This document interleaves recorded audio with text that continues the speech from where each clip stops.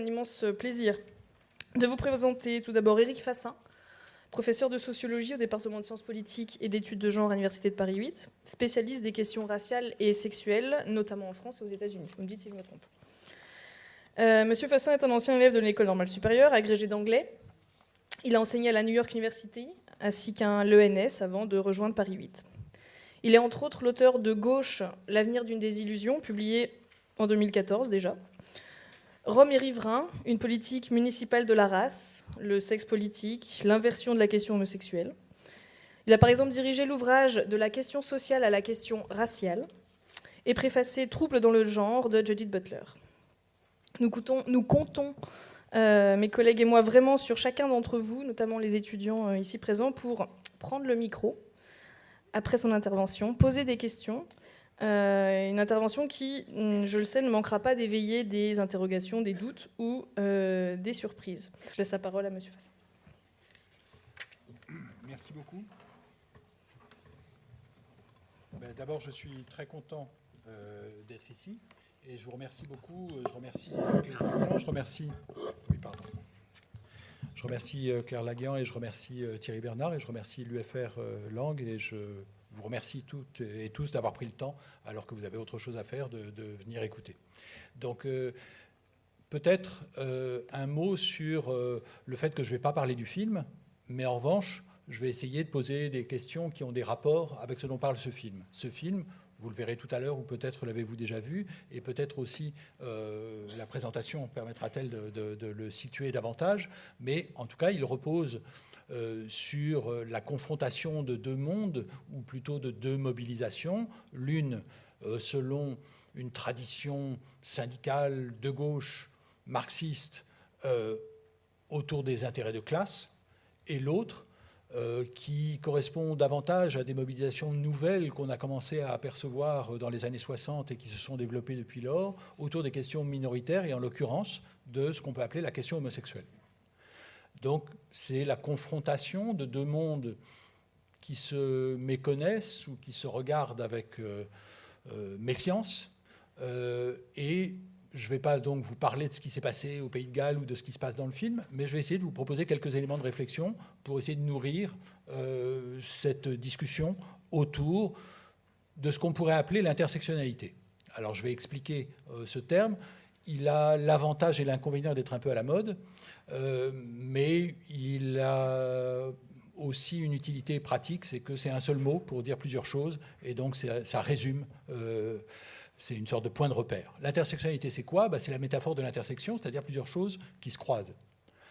Alors après, il y a des tas de discussions, de débats théoriques pour savoir à quel point cette métaphore est bonne ou pas, mais en tout cas, ça veut dire qu'on parle de plusieurs rapports de domination.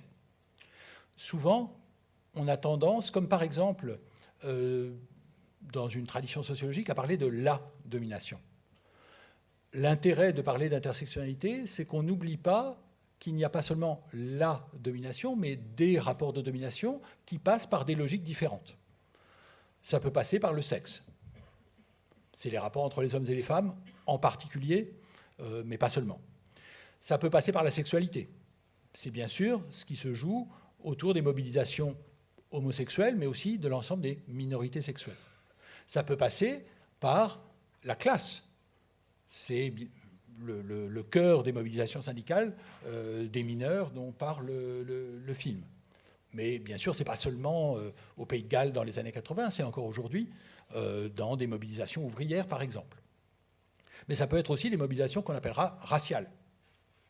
Parce que la domination raciale, ça existe, les races, ça n'existe peut-être pas, mais en revanche, ce qui existe, c'est le fait que les gens sont traités différemment, comme s'ils étaient différents. Donc, tout ça, c'est des rapports de domination. Le but, ce n'est pas de partir d'un groupe social, mais de partir d'un rapport social. Et pas seulement de partir d'un rapport social, mais d'essayer de croiser ces rapports sociaux. Donc ce que je vais essayer de faire, c'est de donner quelques éléments pour préciser un petit peu ce que tout ça, ça veut dire. La première chose que ça veut dire, c'est qu'on est amené à confronter deux choses. D'une part, ce qui relève des inégalités qu'on appelle généralement socio-économiques, et je dirais simplement de classe, et d'autre part, des questions de discrimination. on a intérêt à distinguer les deux choses, même si, dans les deux cas, ça provoque, ou c'est la logique même, d'inégalité. Il y a toutes sortes d'inégalités, et un enjeu qui est à la fois un enjeu théorique pour la sociologie et pour les sciences sociales, mais qui est aussi un enjeu politique pour tous les mouvements sociaux, c'est de savoir comment on pense le rapport entre ces différentes formes d'inégalité. Une première chose, c'est de se dire, au fond, il n'y a qu'une logique. Et cette logique, en dernière instance, c'est la classe. Ça, c'est le point de vue marxiste classique, qui joue un rôle très important à gauche, c'est-à-dire l'idée qu'au fond, bien sûr, il y a les rapports entre les hommes et les femmes, bien sûr, il y a des rapports qui peuvent être racialisés dans la société, etc. Mais au fond, ce sont des rapports secondaires, et il y a derrière tout cela, au fond, en dernière instance, une logique économique. Donc, ce ne sont que des formes en quelque sorte qui seraient au-dessus, qui seraient des émanations, qui seraient un peu comme des effets secondaires, mais la chose qui serait première, ce serait les rapports de classe. Ça, c'est une manière de voir les choses qui veut dire que ce n'est pas compliqué, que bien sûr, il y a une pluralité de logiques de domination, mais qu'elles se résolvent toutes à une seule. Il y a une autre manière de voir les choses, qui est de dire tout n'est pas pareil. Et c'est un des enjeux qui, en France, ont pris de l'importance depuis le milieu des années 2000. Pourquoi au milieu des années 2000 ? Eh bien parce qu'au milieu des années 2000, vous vous rappelez, il y a eu, en 2005, des violences urbaines dans les banlieues françaises, et que la question s'est posée de savoir s'il y avait une dimension raciale de ces violences. Quel que soit le sens qu'on veuille donner à ça, mais c'est-à-dire, est-ce que ce n'était pas seulement de la classe, mais est-ce qu'il n'y avait pas aussi autre chose que certains interprétaient sur un mode polémique en termes culturels, par exemple ceux qui parlaient de polygamie, mais aussi qu'on pouvait interpréter positivement en disant ce qui se passe dans les banlieues, ça traduit non seulement des inégalités de classe, mais aussi un sentiment de discrimination. Le président de la République à l'époque, Jacques Chirac, avait d'ailleurs parlé du poison des discriminations, pour essayer de comprendre ce qui se passait. Donc ça, c'est plus seulement le fait de dire qu'il y a des inégalités de classe, c'est plus simplement de dire le fait qu'on n'a pas tous autant d'argent, qu'on n'a pas tous autant de ressources économiques. Ça veut dire qu'il y a aussi autre chose. Et si on a commencé à se poser la question dans la société, on a commencé à se la poser en même temps, en France, dans les sciences sociales. C'est-à-dire, à peu près au même moment, on se met à parler de tout ça. Par exemple, c'était Claire Laguian qui le rappelait tout à l'heure, j'ai co-dirigé un livre qui a été publié en 2006 et qui s'intitule « De la question sociale à la question raciale » avec un point d'interrogation. Ce livre, il a été conçu un peu avant et un peu après ces violences urbaines. Autrement dit, il était pris dans la même histoire. Et c'est un point sur lequel je voudrais insister tout de suite, c'est qu'il n'y a pas d'un côté ce qui se passe dans la société et de l'autre ce qui se passe dans le monde du savoir. En fait, évidemment, quand on est du côté des sciences sociales, c'est-à-dire qu'on est censé produire du savoir, on n'est pas en dehors de la société. On parle de la société dans un double sens, on la prend pour objet, mais on parle à partir de la société. C'est-à-dire que les sociologues, ce n'est pas simplement des savants, c'est aussi des acteurs sociaux. C'est des gens qui font partie du monde dont ils parlent. Donc, il n'y a pas une extériorité complète du savoir par rapport à la société. Il y a une autonomie, bien sûr, du savoir. C'est-à-dire que ce que je raconte n'est pas simplement l'expression de ce qui se passe dans la société. Mais quand même, je ne suis pas en dehors du monde. Je dis « je », mais ce n'est pas seulement moi, c'est les gens qui font des sciences sociales. Ce n'est pas, en quelque sorte, des martiens qui regarderaient la Terre de loin. C'est des gens qui font partie du monde. Et donc, pourquoi on se pose certaines questions ? Eh bien, parce que ces questions, elles se posent. Et elles se posent pourquoi ? Parce qu'il y a des acteurs sociaux qui les posent. Donc, il n'y a pas deux mondes séparés, le savant d'un côté, le politique de l'autre. En réalité, cette partition entre un savoir désintéressé et des prises de position intéressées, eh bien, c'est contredit par l'expérience, c'est-à-dire que quand on fait des sciences sociales, on n'est jamais neutre parce qu'on n'est jamais en dehors du monde. Ça ne veut pas dire que ça n'ait rien à voir avec la science. C'est de la science. La preuve, c'est soumis à des règles. On ne peut pas dire n'importe quoi.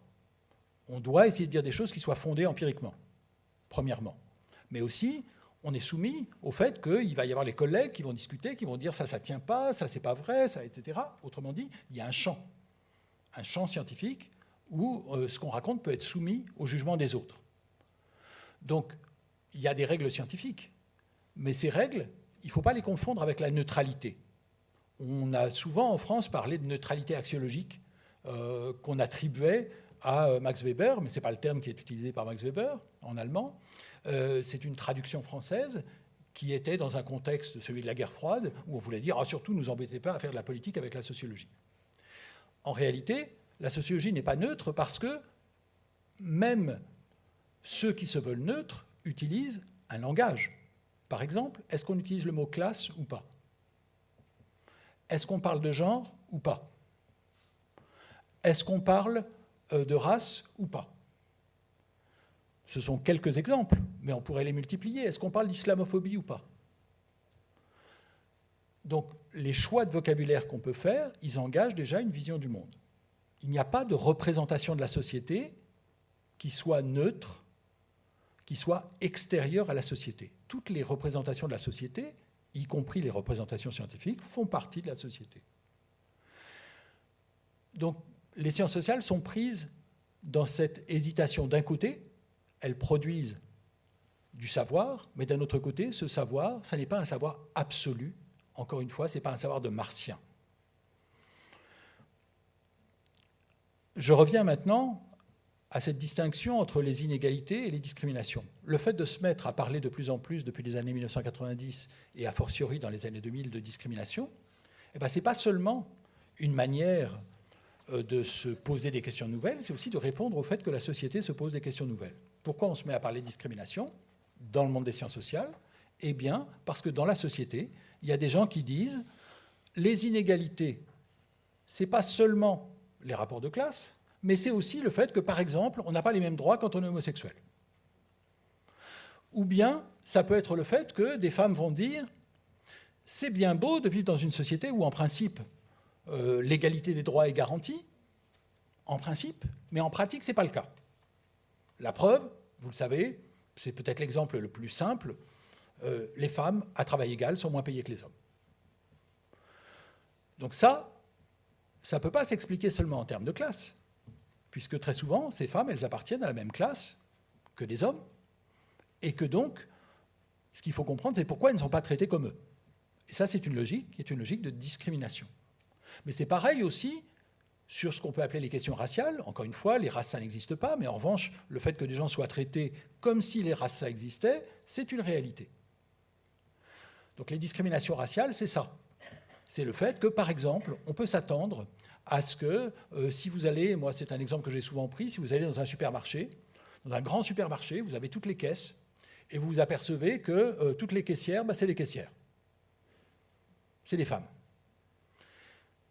Moi, j'avais fait le test dans un supermarché près de chez moi où il y avait à peu près 60 caisses, et il y avait un homme. Mais ces femmes, elles étaient à 99% blanches. En revanche, ce que j'ai remarqué, c'est que les femmes de ménage, qui étaient encore des femmes, elles étaient plutôt maghrébines apparemment. Je ne leur ai pas demandé, mais j'avais bien l'impression. Et les agents de sécurité, à votre avis? Il n'y avait pas beaucoup de femmes. Hein. Vous croyez que j'allais parler de la couleur de peau. Hein.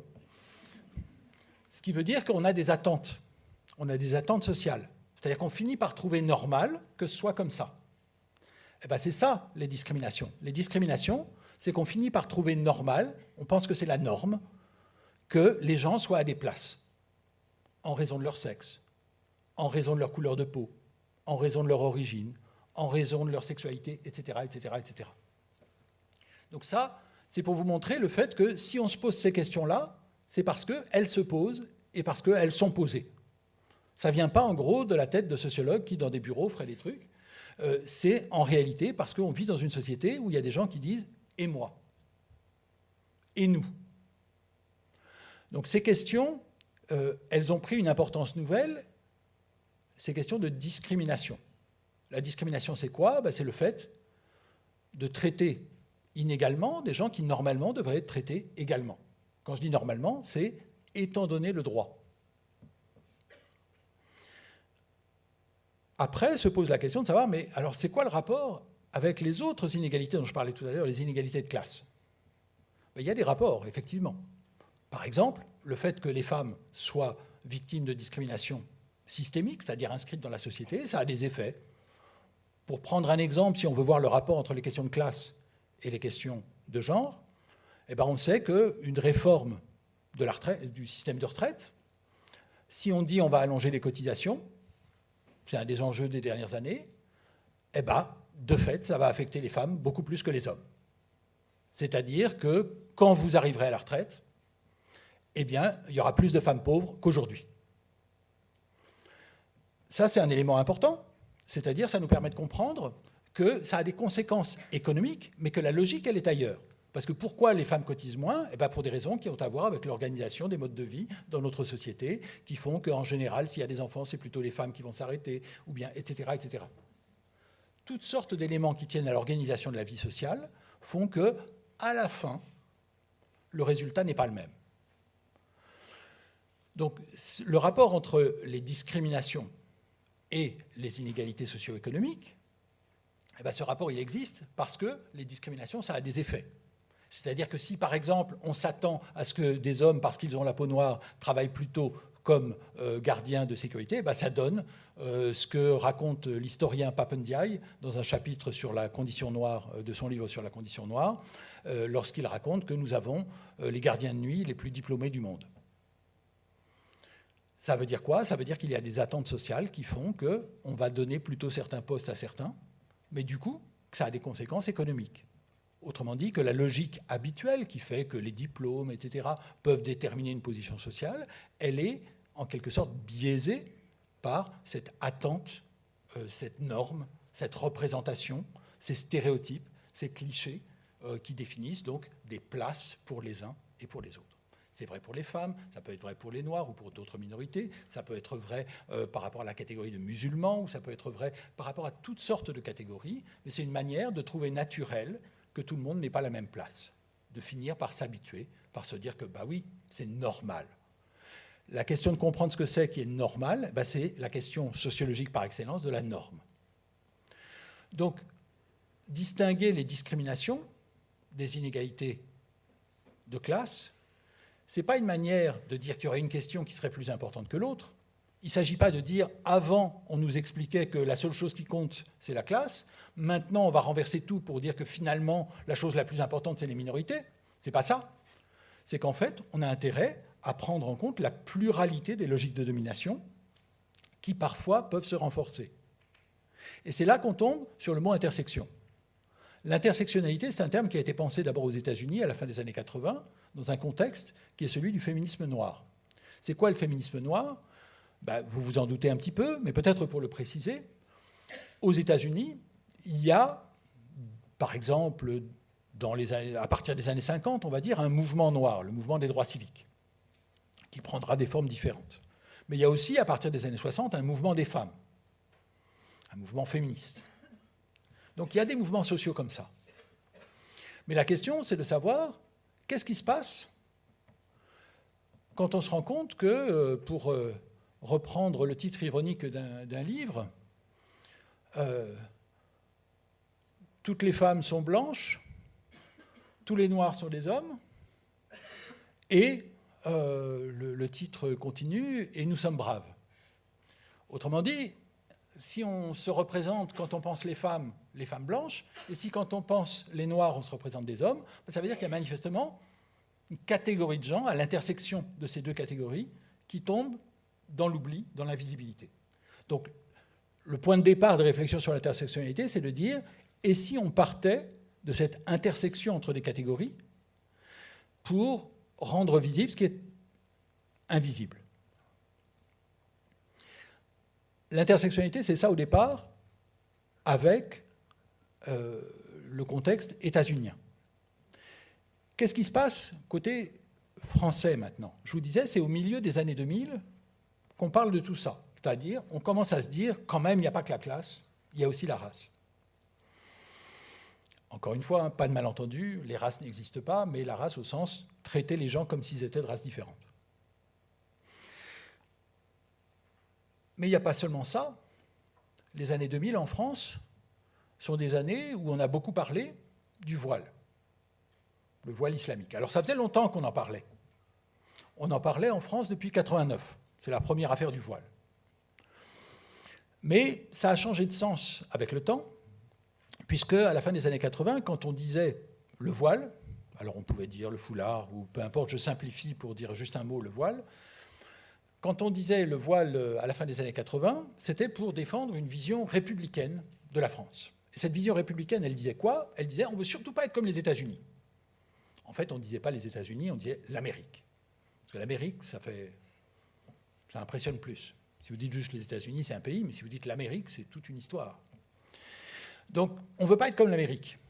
Pourquoi? Parce que l'Amérique, nous expliquait-on, c'est le pays des minorités, c'est le pays de la guerre des sexes, c'est le pays où les gens s'affrontent autour des questions raciales, etc. Nous, on est dans une société pacifiée grâce au fait que nous avons une tradition républicaine et que dans cette tradition républicaine, eh bien, nous arrivons à reléguer toutes ces questions-là dans la vie privée.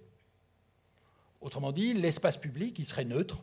Dans l'espace public, nous ne sommes que des individus, peu importe, nous dit-on lorsqu'on revendique une logique républicaine, peu importe que nous soyons des hommes ou des femmes. Peu importe que nous soyons hétérosexuels, homosexuels ou toute autre catégorie intermédiaire. Peu importe que nous soyons noirs, blancs, maghrébins, asiatiques, peu importe. Au fond, ce qui compte, c'est la citoyenneté, c'est-à-dire le fait que nous sommes français. La nationalité suffit à nous définir. Nous sommes des individus définis par ce seul critère. Toutes les propriétés que je viens de rappeler, y compris la religion, etc., sont censées être des propriétés privées. C'est ça qui fonde tout le discours de la République en France depuis les années 80. Sauf que, quand on dit ça, vous l'avez peut-être remarqué, à la fin des années 80, on veut dire « je ne veux pas savoir si vous êtes un homme ou une femme ». Autrement dit, le féminisme n'aurait pas sa place dans le discours républicain. Ça, c'est la version 1989. Ne nous embêtez pas avec vos histoires de minorité raciale, mais ne nous embêtez pas non plus avec vos histoires de minorité sexuelle, mais ne nous embêtez pas non plus avec vos histoires de féminisme. Sinon, c'est l'américanisation. C'est ça qu'on nous a expliqué à la fin des années 80, au nom de la République.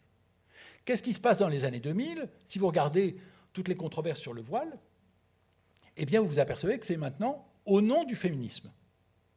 C'est-à-dire, c'est parce que la République a toujours déjà été féministe qu'il importe d'interdire le voile, qui est une forme d'oppression des femmes. Ça, c'est un argument complètement nouveau, qui est toujours au nom de la République, mais entièrement contradictoire avec la définition de la République qui prévalait en 1989. Ça n'est plus laisser tout ça dans la vie privée, mais au contraire, c'est une vertu publique, le féminisme. Cette réhabilitation un peu imprévue du féminisme dans le discours républicain, elle a joué un rôle très important précisément sur ces questions d'intersectionnalité.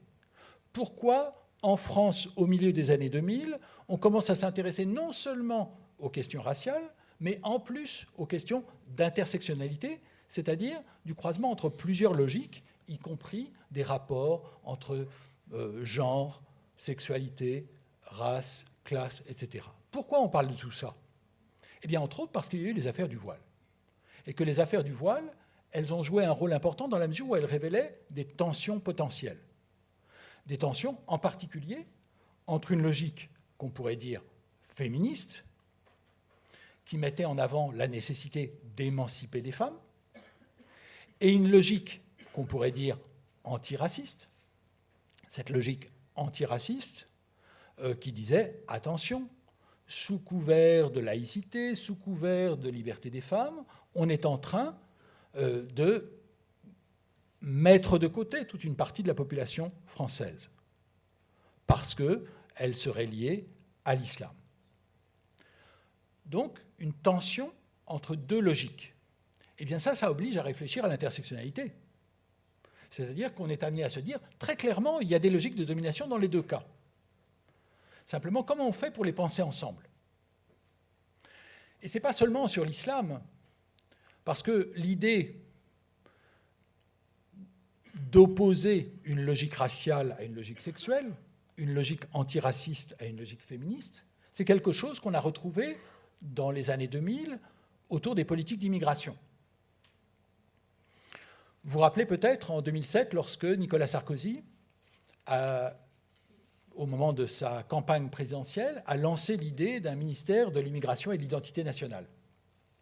Beaucoup de gens, j'en fais partie, protestaient en disant que c'était un retour à une représentation identitaire de la nation qui, en particulier, avait prévalu sous Vichy. Quelle était la réponse proposée par Nicolas Sarkozy dans un, non pas à moi, mais à tous ceux qui protestaient, dans un spot de campagne diffusé à la télévision? Nicolas Sarkozy expliquait « L'identité nationale, pour moi, ça n'est ni une race ni une ethnie. C'est des principes républicains. Mais ce qui m'intéresse ici, c'est quel est le principe républicain qu'il invoquait? Il n'en donnait qu'un seul. Chez nous, les femmes sont libres. » C'est intéressant parce que la droite française n'a pas toujours été définie de manière principale par le féminisme. La gauche non plus, d'ailleurs. Donc, qu'est-ce que ça veut dire si à un moment donné, vous avez le candidat de la droite qui met en avant l'idée que, au fond, ce qui définit la République, c'est le fait que chez nous, les femmes sont libres. Et ce n'était pas du tout quelque chose d'exceptionnel de sa part, puisque au même moment, il choisissait comme porte-parole de sa campagne, vous vous en souvenez peut-être, Simone Veil, c'est-à-dire une femme qui était connue, en particulier pour la loi Veil de 1975, ouvrant la possibilité de l'avortement, de l'interruption volontaire de grossesse pour les femmes en France.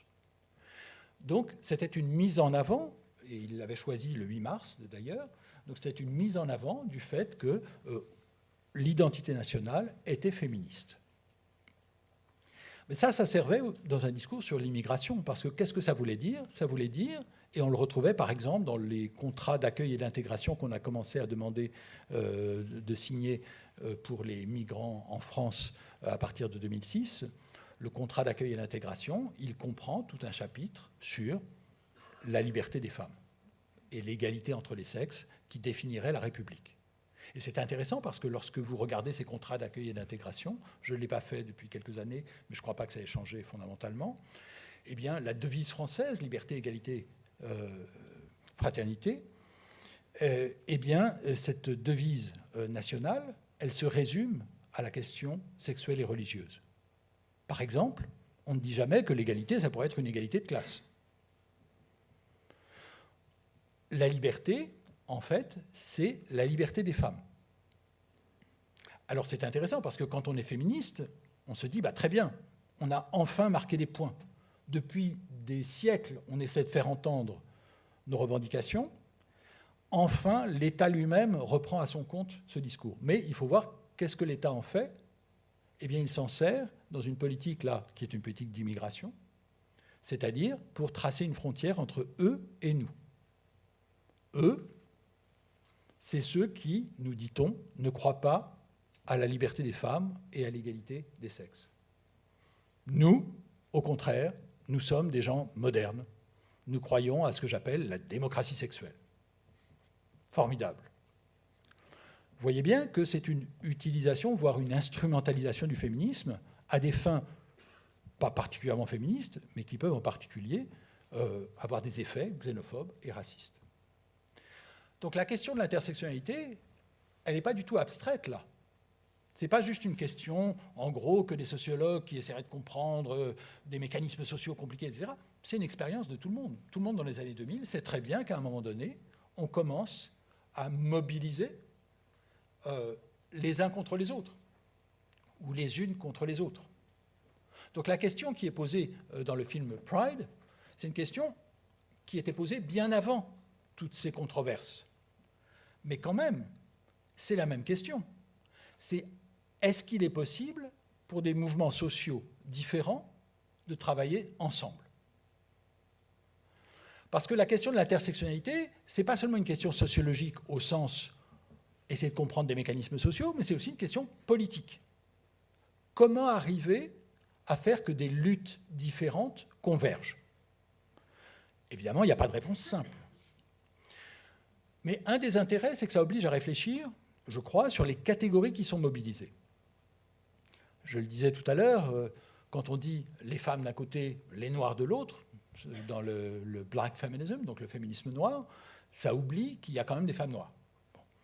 Mais de manière plus générale, on sous-entend qu'il y a des catégories toutes faites. Ça, c'est ce qu'on pourrait appeler une vision multiculturaliste des choses. Une vision multiculturaliste, ça dit quoi? Ça dit, il y a des cultures, il y a des groupes, des communautés, qui sont définies par une culture partagée. Et après, le problème politique, lorsqu'on a accepté ce point de départ multiculturaliste, c'est de dire, on fait quoi avec ça? Ça, donc, c'est une logique multiculturaliste.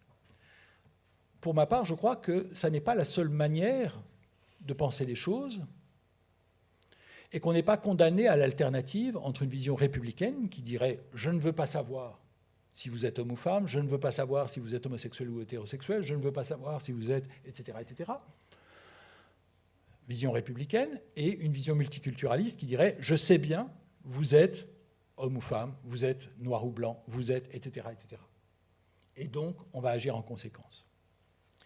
Je crois qu'il y a une autre logique qui est un petit peu différente, qui est une logique qu'on peut appeler minoritaire. C'est quoi une minorité? Une minorité, ce n'est pas simplement à comprendre au sens statistique. Au sens statistique, bien sûr, ça veut dire qu'il n'y en a pas beaucoup. Mais si vous m'accordez, ce qui n'est pas le cas de tout le monde, si vous m'accordez qu'on peut utiliser le terme de minorité pour les femmes, bien qu'elles soient plus nombreuses que les hommes, ça veut dire qu'on ne part pas d'une définition statistique. On part d'un rapport de pouvoir. C'est quoi une minorité? Eh bien, c'est le côté dominé de la domination. Si vous voulez, minorité, ça veut dire minoré. La majorité, ce n'est pas forcément ceux qui sont plus nombreux, mais c'est ceux qui sont en position dominante, en position de pouvoir, les dominants. Donc, par exemple, le problème, si on veut parler de questions raciales, ce n'est pas simplement de savoir est-ce qu'il y en a plus ou est-ce qu'il y en a moins, mais de savoir qui a le pouvoir. C'est ça la domination. La domination, ce n'est pas que des chiffres, c'est des rapports de force, des rapports de pouvoir. Donc si on part d'un point de vue minoritaire, ça veut dire quoi?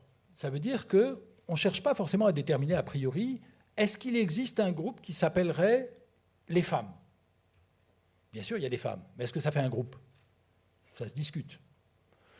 Est-ce qu'il y a un groupe qui s'appelle les Noirs? Il y a des Noirs. Mais est-ce que d'abord ça a du sens d'utiliser des Noirs, c'est-à-dire comme un substantif, ou est-ce qu'on va dire des personnes noires parce que c'est après tout une qualité parmi d'autres? C'est juste un adjectif. Vous voyez bien que ça dépend de la représentation qu'on a de la société. On pourrait multiplier les exemples. Est-ce qu'il existe quelque chose comme, en France, les Arabes ou les Maghrébins? Il y a des gens d'origine maghrébine. Il y a des gens qui se définissent comme arabes. Mais est-ce que ça fait un groupe? Ben, ça dépend. Ça dépend, entre autres, de si ces personnes vont s'identifier à ce groupe. Est-ce qu'elles vont se dire « oui, c'est un élément important à partir duquel je veux me définir ». Vous savez bien, quels que soient ces groupes, j'ai pris ces quelques exemples, mais on pourrait faire une longue liste, vous savez bien que pour chacun de ces groupes, eh ben, ça dépend. Ça dépend des personnes, ça dépend des moments. Le fait de s'identifier comme, ben, ça dépend du contexte. Moi, je pense souvent à ce que le sociologue Raymond Aron racontait dans ses mémoires, comment dans les années 30, lui qui était juif, a commencé à s'identifier en tant que juif. C'est-à-dire qu'avant, il ne se disait pas du tout « je suis juif ». Il se disait « je suis français ». Sauf que dans les années 30, c'est-à-dire dans un contexte d'antisémitisme fort, c'était quand même pas très simple de se dire « peu m'importe que je sois juif ou non ». C'est-à-dire dans une société qui y accordait beaucoup d'importance, et en général de manière négative, eh bien, il était bien obligé, à certains égards, et en tout cas il choisissait, de s'identifier en tant que juif. C'est encore vrai aujourd'hui, un certain nombre de juifs peuvent choisir de s'identifier en tant que juifs, par exemple à la suite des attentats, comme celui l'année dernière de l'Hypercacher. C'est-à-dire en se disant, je ne peux pas considérer que le fait d'être juif soit une propriété non significative dans un monde où le prix à payer est tellement fort. Mais c'est pareil pour un certain nombre de gens, en France aujourd'hui, qu'on qualifie de musulmans, qui très souvent ne se sentaient pas musulmans pour dessous. Mais quand même, c'est difficile de dire « je n'ai rien à voir avec ça » à un moment où, de toute façon, l'assignation à une catégorie, elle joue. Mais ça peut être vrai aussi pour les femmes. C'est-à-dire les femmes peuvent se dire « Mon problème, ce n'est pas d'être une femme, c'est après tout, je suis prof, ou je suis ingénieur, ou je suis je ne sais quoi. Je ne demande pas à être réduite à cette qualité particulière, ça me concerne, etc. » Peut-être. Mais dans un contexte où il va y avoir des agressions sexistes, ce sera un peu plus compliqué de dire « C'est pas mon problème », etc. C'est ça l'expérience minoritaire. L'expérience minoritaire, c'est que peut-être qu'on appartient à une communauté, mais peut-être pas. Mais en tout cas, il n'y a peut-être pas une culture partagée, mais il y a une expérience commune qui est celle de la discrimination. Parce que quand vous entendez parler, par exemple, d'une communauté homosexuelle, elle se réunit où, la communauté homosexuelle ? Il n'y a pas un club avec des cartes de membres, etc. Et c'est pareil pour toutes les minorités. Il n'y a pas, en gros, sur les papiers d'identité, il n'y a pas marqué, par exemple, la couleur de peau. Ça ne dit pas qui est noir, qui ne l'est pas. Donc il n'y a pas, en gros, une appartenance qui serait décrétée par l'État ou reconnue par tout le monde, ou etc. En revanche, il peut y avoir le fait qu'à un moment, comme ça s'est fait avec le mouvement noir au milieu des années 2000, eh bien vous allez avoir un mouvement noir qui va se constituer, le Conseil représentatif des associations noires. Et qu'est-ce qu'il disait, ce mouvement ? Il disait... Noir, oui, on va utiliser ce mot-là. Bien sûr, on pourrait dire antillais, ou on pourrait dire réunionnais, ou on pourrait dire malien d'origine, ou etc. C'est vrai, on pourrait dire ça. Mais en fait, quand on se fait refuser un travail, ou quand on se fait refuser un logement, c'est pas parce que la personne qu'on a en face se dit « Ah, j'aime pas trop les Maliens », ou « J'aime pas trop les Antillais », mais il y a quand même des chances que ce soit parce que la personne se dit « Oh, les Noirs, il faut quand même faire un peu attention, etc. » Donc, en fait, la catégorie de la discrimination, c'est une catégorie raciale. Ça ne veut pas dire que tous ces gens ont tant que ça en commun par ailleurs, parce qu'il y en a qui appartiennent à des classes sociales différentes. Il y en a qui viennent de régions du monde différentes. Mais quand même, ils finissent par se dire « On a en commun qu'on risque de nous fermer la porte au nez. » Alors la différence de classe, vous me direz, c'est important, et c'est là qu'on revient à la question posée tout à l'heure, autour de l'intersectionnalité. La différence de classe, c'est important, parce qu'effectivement, il n'y a pas de doute, on vit dans une société où il vaut mieux être riche que pauvre. Donc, de longues années d'études de sociologie m'ont permis d'arriver à cette conclusion, et que je souhaitais partager avec vous au cas où elle vous aurait échappé. Mais la question, c'est de savoir, si c'est vrai, comme certains le disent, que, en gros, la classe efface la race. C'est-à-dire, est-ce que si on appartient à la bourgeoisie, on est tranquille, et que peu importe qu'on soit noir ou blanc? Eh bien ça, c'est ce qu'on est tenté de croire, parce qu'on a envie de croire que finalement, tout ça n'est qu'une question de classe. Mais on a constamment des démentis. Aux États-Unis, il y avait un ensemble d'histoires qui circulaient là-dessus qui étaient intéressantes, comme par exemple Cornel West, un grand philosophe noir, qui avait écrit un livre dans lequel il racontait, c'était un type toujours mis de manière impeccable, en costume 3 pièces, et qui racontait que quand il essaie d'arrêter un taxi, eh ben, le taxi ne s'arrête pas. Y compris d'ailleurs quand le chauffeur est noir. J'ai une collègue qui d'ailleurs est celle qui a lancé le concept d'intersectionnalité, Kimberly Crenshaw, qui est une juriste qui enseigne aux États-Unis, à la fois à Columbia et en Californie, et qui raconte qu'elle, c'est encore son expérience aujourd'hui, c'est-à-dire elle enseigne à Columbia en particulier, c'est-à-dire à New York, pas très loin de Harlem, et si elle veut prendre un taxi pour aller à l'aéroport, elle envoie des étudiants blancs arrêter le taxi. Voilà. Ça veut dire que la classe n'efface pas la race. On en a eu un exemple aussi il y a quelques années.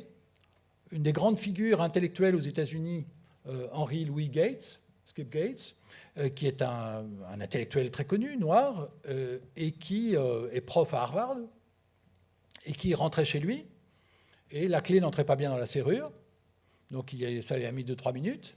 Une voisine a appelé la police l'a arrêté, l'a emmené au poste. C'est-à-dire il rentrait chez lui.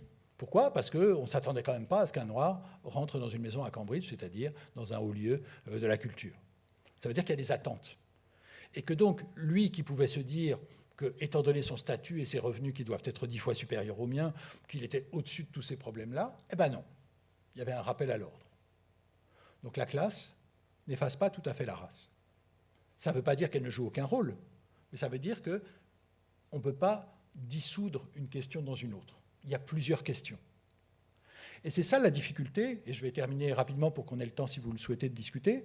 C'est ça la difficulté, c'est d'articuler une réflexion qu'on pourrait dire sociologique, comment ça marche tout ça, avec une réflexion politique, c'est-à-dire comment on fait pour que des gens qui n'ont pas exactement les mêmes intérêts puissent travailler ensemble. Et puissent travailler politiquement, c'est-à-dire se disent qu'ils ont quand même un intérêt à travailler ensemble. Mais ça demande de prendre en compte non seulement le fait que, objectivement, on n'a pas tous les mêmes positions, mais ça c'est toujours vrai pour tout travail politique. Le travail politique, ce n'est pas de s'appuyer sur des groupes préexistants. Le travail politique, c'est de faire exister des groupes. C'est en cela que le travail politique produit des représentations de la société. Il dit aux gens, voilà ce que c'est que la société. Et vous voyez bien qu'il y a un rapport là entre le travail politique et le travail sociologique.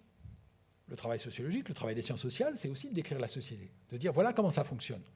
Donc c'est pour ça qu'il y a des rapports entre les sciences sociales et la politique. C'est que tout ça, c'est des manières de décrire le monde. Et après, les gens vont dire « Ah bah oui, je me reconnais bien dans cette vision des choses », ou pas. C'est pour ça qu'il peut y avoir plusieurs discours politiques, mais aussi plusieurs discours sociologiques. Tous les sociologues ne racontent pas la même société.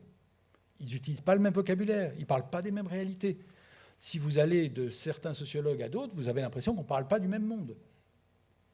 Mais c'est pareil dans la politique. Enfin, ou disons, ça devrait être pareil dans la politique. C'est-à-dire que normalement, on pourrait imaginer qu'en politique, on entende des choses différentes. Ça n'est pas toujours le cas, mais je ne vais pas me lancer là-dessus. Sauf si vous me poussez.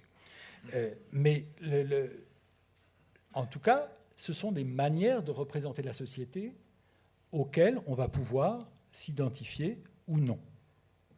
Donc c'est des grilles de lecture du monde qui nous sont proposées, et par la politique, et par les sciences sociales, mais aussi par d'autres discours qui peuvent être du côté de la littérature, du côté du cinéma, du côté du droit, du côté, etc., etc. Toutes sortes de discours sur le monde, qui nous racontent le monde. Et donc, dans certains cas avec des mots, dans d'autres cas avec des images, etc. Mais en tout cas, c'est des manières de représenter le monde. Eh bien, ces manières de représenter le monde, ça veut dire que ce n'est pas le monde qui parle tout seul, ce n'est pas simplement le fait qu'il y a des gens qui ont une position objective en termes de classe sociale, une position objective dans les rapports sociaux de sexe, une position objective dans les rapports sociaux de race, etc. C'est vrai, mais ça ne suffit pas. Les rapports objectifs, en fait, il n'existe que pour autant qu'il va y avoir des discours pour les accompagner, c'est-à-dire pour les voir d'abord. Vous savez bien que, par exemple, toute la bataille autour du mot « genre », depuis quelques années, qui a été lancée, et si ça vous intéresse, là aussi je pourrais me lancer, qui a été lancée par le Vatican. Donc cette bataille autour du mot « genre », ça veut dire quoi? Eh bien, ça veut bien dire que ça ne va pas de soi de parler de ça.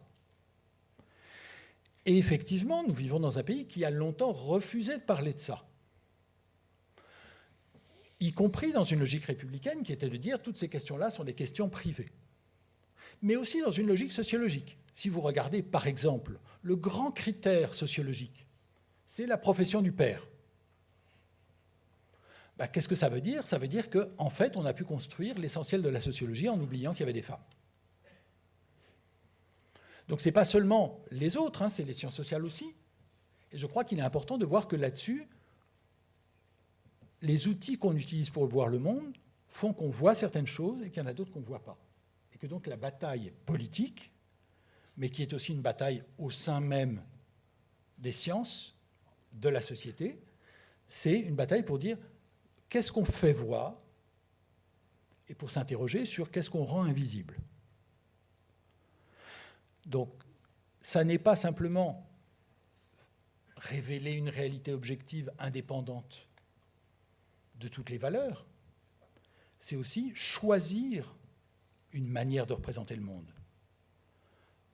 Et le fait qu'ensuite les gens vont pouvoir s'identifier ou non à cette manière de voir les choses, eh bien ça veut dire que toutes ces questions d'intersectionnalité, ce n'est pas simplement des données objectives, mais c'est aussi des discours politiques, pour les faire exister, pour les rendre pensables, pour se dire on est dans le même sac ou pas.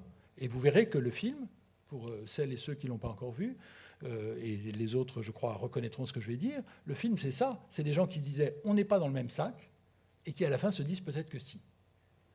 Qu'est-ce qui s'est passé entre-temps? Un travail politique, un travail de représentation du monde. Donc je crois, et j'arrête là-dessus, que c'est là le lien entre ce qu'on peut faire en sciences sociales, ce qui peut se passer dans un film, et ce qui se passe aussi politiquement. C'est des manières de dire aux gens qui est dans le même sac et qui n'est pas dans le même sac.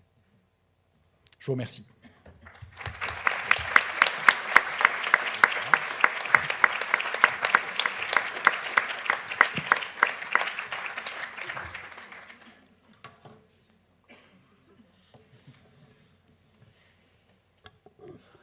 Bien, merci beaucoup pour le temps parfait et cet exposé. Est-ce que certains d'entre vous, certaines, étudiants ou non, auraient des questions, des remarques, des témoignages, des critiques, je ne sais pas le dire.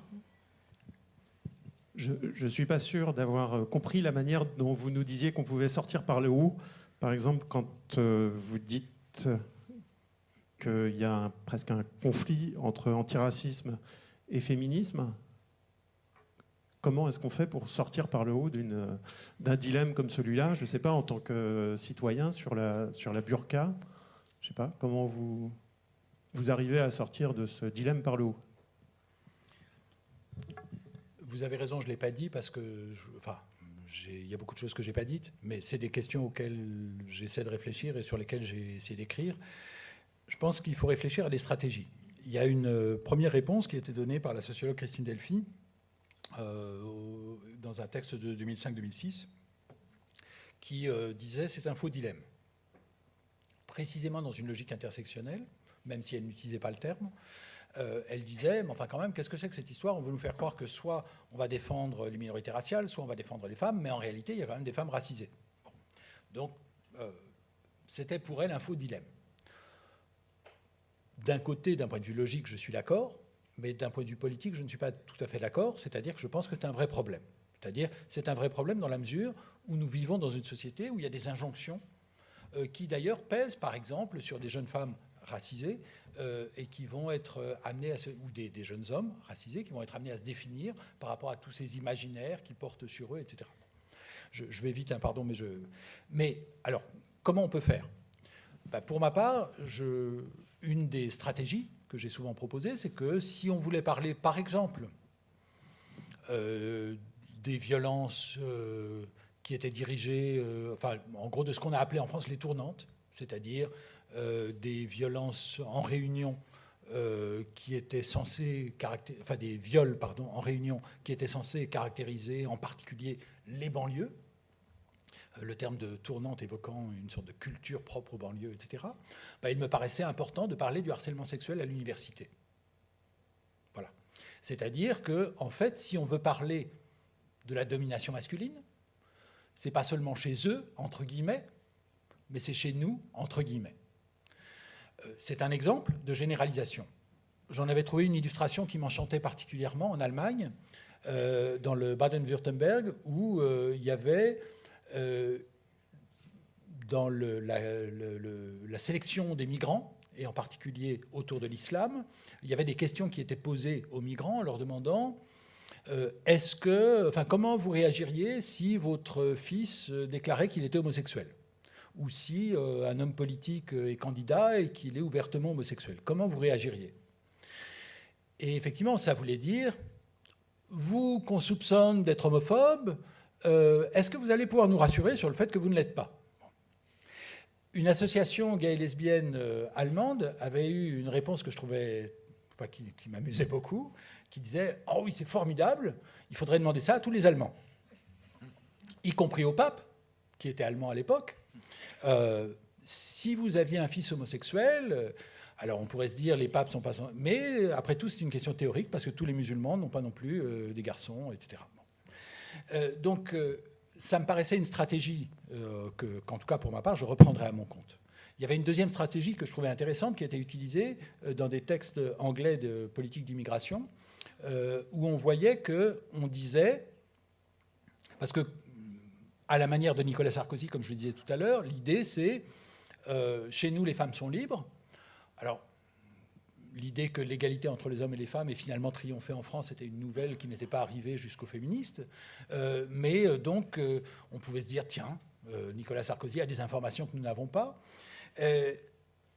Mais il y avait une réponse qui était tout à fait intéressante, qui a été proposée en Angleterre en disant aux migrants, non pas, on ne va pas parler de tout ça parce qu'on va tomber dans le piège, mais parlons-en. Parlons de l'égalité entre les hommes et les femmes pour les migrants. Simplement, qu'est-ce qu'on va dire aux migrants? On va dire, chez nous, on croit à l'égalité entre les hommes et les femmes. C'est dans nos grands principes. Cela dit, chez nous, on ne respecte pas cette égalité. Regardez toutes les inégalités sociales que tout le monde connaît bien, etc. Donc ce n'était pas une manière de dire aux gens, on renonce à nos principes, mais de dire, on n'est pas en train de vous faire la morale, c'est-à-dire on n'est pas en train de dire, nous, on a réglé tous ces problèmes-là, vous, non. Donc ça me paraissait des stratégies intéressantes pour non pas évacuer la question, mais au contraire la poser, mais la poser sans se retrouver dans cette posture moralisante, condescendante, dont les effets me paraissent désastreux, c'est-à-dire qui encourage par réaction le sexisme, l'homophobie, etc. Donc c'est des questions aussi auxquelles j'ai essayé de réfléchir à propos de l'idée que c'est eux qui sont homophobes, comment on fait par rapport à ça? Bon, il n'y a pas de réponse simple, hein, mais je crois qu'en tout cas, on doit se rendre compte des effets pervers d'un discours moralisateur.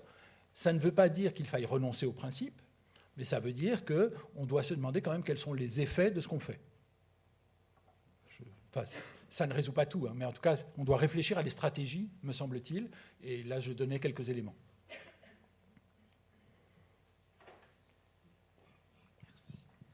Oui, je me demandais si ce n'était pas aussi ces discours, parce que vous dites à juste titre que les sociologues ne sont pas seulement des observateurs, qu'effectivement ils font partie du monde qu'ils décrivent. Est-ce qu'ils ne sont pas aussi des acteurs, et parfois pour le meilleur, mais aussi pour le pire? Est-ce que le discours sociologique, de même que le discours politique, n'a pas un impact sur le réel décrit? Est-ce que d'une certaine façon, est-ce qu'ils ne créent pas cette matière qu'ensuite ils vont se charger d'étudier? Je donne l'exemple que vous donniez des émeutes en banlieue. Voilà, j'ai enseigné à Bondy donc, pendant ces émeutes. Et ce qui était intéressant, c'est qu'il n'y avait jamais de revendication identitaire dans ce que j'ai pu observer. Peu à peu, il y a eu un discours médiatique, surtout à l'étranger, aux États-Unis ou en Angleterre, on parlait de Muslim riots. Donc on disait voilà, que ces émeutes étaient liées à l'islam. Alors qu'à la base, du moins de ce que je pouvais en percevoir, elles ne l'étaient pas. Est-ce que ce discours, finalement, n'a pas eu un impact sur cette question identitaire, à réveiller d'une certaine manière des frustrations, un sentiment de persécution? Et est-ce que donc, ces discours, y compris sociologiques, n'ont pas parfois un impact négatif sur ce qu'ils cherchent à décrire? Alors, en fragmentant le réel, je veux dire, d'une certaine manière, comme vous l'avez très bien dit, à travers le langage. Je dirais d'abord que, de manière générale, je suis tout à fait d'accord que ce qu'on raconte est susceptible d'avoir un impact. Enfin, en tout cas, pour ma part, pour le prendre à la première personne, je considère que je dois parler comme si ce que je disais risquait d'avoir un impact. Ce n'est pas toujours le cas, mais on ne sait jamais. Y compris, quand je parle ici aujourd'hui, quand j'utilise le mot race, par exemple, je ne peux pas savoir exactement comment chaque personne l'entend. Donc c'est pour ça que j'essaye d'être précis, de dissiper certains malentendus, etc. Ce qui n'évite pas tous les problèmes, bien entendu. Bon. Donc je ne m'exagère pas l'importance de ce que je raconte ou de ce que racontent les sciences sociales, mais je suis d'accord qu'on doit faire en tout cas comme si ça risquait d'être important, comme si ça pouvait avoir des effets bien réels. Donc on a une responsabilité. Moi, je considère que j'ai une responsabilité dès qu'on me donne la parole. Donc prendre ça au sérieux fait vraiment partie de ce que je veux dire. Bon. Alors après, est-ce qu'il peut y avoir des effets pervers? Bien sûr. En même temps, je crois que ça veut dire qu'il faut bien réfléchir à la manière dont on parle. Ça ne veut pas dire qu'il faut se taire, ça ne veut pas dire que... Bon. Sur les questions raciales, puisque c'est un des sujets les plus délicats, je fais le choix d'utiliser le mot race, même si j'en abuse pas, c'est-à-dire je dis plutôt l'adjectif racial ou racisé, ou etc., ou racialisation, etc. Pour pas prendre les gens de front, j'utilise pas trop le mot race pour qu'il y ait moins de malentendus, etc. Bon. Mais en tout cas, tout ce vocabulaire racial. Oui, ça peut avoir des effets pervers. J'ai tendance à penser que c'est pas seulement le fait de le dire qui peut avoir des effets pervers, mais aussi parfois le fait de ne pas le dire. C'est-à-dire le refus d'utiliser certains vocabulaires a aussi des effets. Et à mon sens, nous avons en France expérimenté longuement et à l'échelle nationale le fait de ne pas utiliser tout ce vocabulaire. À mon sens, ça n'a pas empêché une fragmentation raciale, bien au contraire. Donc, je suis tout à fait d'accord qu'il peut y avoir des effets pervers à ce que je raconte aussi. Encore une fois, c'est pas pour ramener à moi, mais pour dire que je ne m'exclus pas de tout ça. Mais j'ai l'impression qu'on oublie parfois les effets pervers, par exemple, du discours républicain, qui ne parle jamais de race, mais qui quand même aura contribué à produire un pays qui a été décrit par notre Premier ministre en termes d'apartheid. Donc, je crois qu'il est... Le risque principal aujourd'hui, à mes yeux, n'est pas, et c'est bien pour ça que je fais ce choix, du côté de ceux qui utilisent ce vocabulaire, mais du côté du choix collectif de ne pas en parler. Le déni de cette racialisation de la société me paraît aujourd'hui plus dangereux, mais c'est une estimation discutable, hein, mais c'est en tout cas mon estimation, c'est plus dangereux de continuer de ne pas dire que de dire. Mais vous avez raison, il y a des effets. Donc, par exemple, je crois qu'en travaillant sur la question noire, je suis très attentif à ce que je disais très rapidement tout à l'heure, mais à la différence entre utiliser le mot comme un substantif ou comme un adjectif. C'est-à-dire, si je dis « les noirs », ça sous-entend qu'il y a une sorte de catégorie qui existe avec des majuscules, etc. Si je dis qu'il y a des populations noires en France, ça n'est pas tout à fait la même chose. Mais si je dis qu'il peut y avoir un mouvement noir qui, est, en quelque sorte, essaie de transformer l'adjectif en substantif, je crois que je décris un mécanisme qui est en train de se passer. Bon. Et si je dis que ça s'appuie sur le fait qu'il y a eu des évolutions démographiques telles que non seulement des migrations venues d'Afrique subsaharienne dans les années 90, mais aussi dès les années 60, des migrations venues de ce qu'on appelait les dom-toms à l'époque, et ensuite les effets de la deuxième génération, puis c'est-à-dire si je décris des tas de mécanismes qui font que ces discours, ils peuvent résonner chez les gens, que les gens peuvent s'y reconnaître, je crois que ça n'est pas simplement la même chose que de dire « les Noirs » ou que de dire « les musulmans ». Si en revanche je dis que, pour reprendre l'exemple des musulmans, si je dis « nous vivons dans une société où depuis un certain temps on assigne un certain nombre de gens à leur place de musulmans, qu'ils soient musulmans ou pas, mais parce qu'ils sont bien obligés à la fin de dire « oh, je ne vais pas passer 2 heures à expliquer que finalement je ne prie pas ou que je machin, ou etc. » Je fais quand même partie de cette catégorie parce que c'est quand même des gens comme moi qui sont visés par tout ça. Je pense que si je décris ce mécanisme-là, ça me paraît avoir moins d'effets pervers que de ne pas le faire. Voilà. Juste sur le non-discours républicain, est-ce que c'est vraiment lui qui a eu des conséquences, des répercussions, ou est-ce que c'est pas aussi le fait qu'il y a eu d'autres discours qu'on n'a pas forcément vus, qui eux n'étaient pas neutres, y compris le discours républicain, le discours de Nicolas Sarkozy, vous en parliez, il n'est pas neutre. Il y a un ennemi clairement défini et il y a quelque chose de presque orwellien là-dedans. Ensuite, pour ce qui est moi, je le vois parce que j'ai mes élèves, voilà, donc, qui sont des jeunes. J'ai vu que là, en 12 ans d'exercice, j'ai vu un basculement. C'est-à-dire que des jeunes qui n'avaient pas d'identité assignée, qui se disaient français, aujourd'hui ne se disent plus français. Aujourd'hui, pour eux, être français, c'est avoir un nom français. Et je crois qu'il y a quelque chose de l'ordre de ce que vous disiez de Raymond Aron.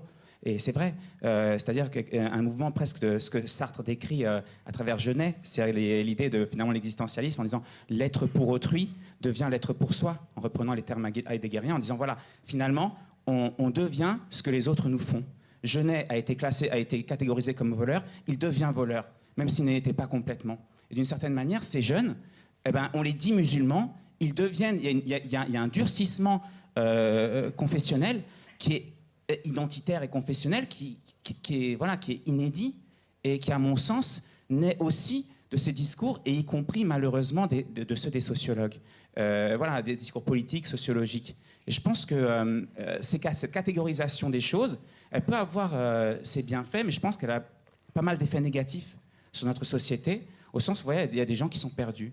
Moi, par exemple, j'ai un nom de famille qui signifie le pèlerin en arabe, voilà, mais je ne suis pas musulman, et je ne trouve pas ma place dans cette catégorisation du réel.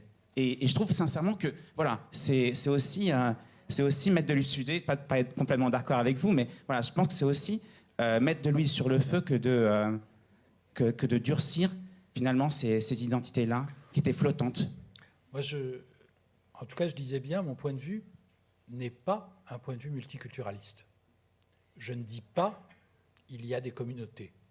Je ne dis pas il y a des cultures. Je ne dis pas non plus d'ailleurs il y a des races. Je dis il y a des gens qui sont traités de manière différente, à tel point qu'ils finissent par s'identifier, parfois ou pas, ou etc., mais que cette assignation les somme constamment de s'identifier ou de refuser de s'identifier. Donc ce que j'essaie de faire, c'est de décrire un mécanisme social. En décrivant le mécanisme social, j'espère que ça dénaturalise, c'est-à-dire ça paraît plus naturel. Et c'est ça le but. Après, j'y arrive plus ou moins bien, mais c'est ça le but. Merci. Arsène, vous évoquez le fait de choisir une façon de voir le monde, et ce qui permet à des gens de voir s'ils s'y reconnaissent et donc de s'identifier à cette façon de voir le monde. Moi, je trouve que notre pays manque cruellement de vision, et je suis convaincu que la candidate ou le candidat à la prochaine présidentielle qui saura décrire, identifier cette vision fédératrice remportera les élections. Par contre, je n'ai pas encore réussi à identifier, dans ces temps quand même très mouvementés, turbulents, quels pourraient être les ingrédients de cette vision. Est-ce que vous-même avez une idée ?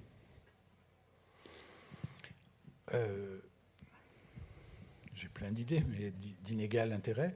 Mais en tout cas, à mon sens, l'enjeu démocratique premier, c'est le fait de défendre l'idée qu'il y a des visions du monde différentes. C'est-à-dire, le terme de fédérateur peut être trompeur. Il ne s'agit pas que tout le monde soit d'accord. En démocratie, tout le monde n'est pas d'accord. En démocratie, les gens se disputent, les gens s'affrontent, les gens sont en conflit. Ce n'est pas un conflit armé, mais c'est un conflit politique. Et je crois que tous les discours d'union nationale sont extrêmement dangereux pour la démocratie, parce que la démocratie, c'est pas tout le monde est d'accord, sinon quelle est la différence avec un État totalitaire ? Dans un État totalitaire, tout le monde est censé être d'accord. Donc si on dit la démocratie doit reposer sur le consensus, c'est une drôle de vision de la démocratie. Donc la première chose à mon sens, alors là je ne veux pas m'embarquer trop dans la politique directement, mais la première chose à mon sens, c'est qu'il est très important qu'on se dise que si on vote pour des gens qui sont censés être de gauche ou si on vote pour des gens qui sont censés être de droite, on n'ait pas l'impression que ça ne change rien. Si il n'y a plus la moindre idée de quelle est la différence entre les uns et les autres, il est très difficile de s'attendre à ce que les gens croient encore à la démocratie. Donc je ne suis pas surpris de vivre dans un pays où l'abstention est forte et où les votes peu démocratiques peuvent peser lourd. Pourquoi ? Parce que les partis gouvernementaux ne disent pas clairement « nous proposons A ou B ». En gros, ils proposent A et A'. Donc, en quoi est-ce une démocratie ? Donc, le contenu, à mon sens, après ça se discute, mais la première chose, c'est l'idée qu'on ne dit pas la même chose. Si tout le monde dit la même chose, pourquoi s'embêter à aller voter ? Et si quand on va voter pour quelqu'un, il fait la même chose que celui d'avant alors qu'on a changé, pourquoi diable les gens iraient-ils voter ? Donc je pense que c'est ça l'inquiétude première. Avant même le contenu, c'est la possibilité même de se dire, moi je cite, comme beaucoup de gens d'ailleurs, je cite souvent, vous vous rappelez, dans les années 1980, et ça va vous rapprocher du film que vous allez voir quelques minutes. Dans les années 1980, Margaret Thatcher disait « There is no alternative ». Donc il n'y a pas d'alternative. Ce qui est résumé par l'acronyme TINA. T-I-N-A. C'est quelque chose qui, à l'époque, était un discours très droitier.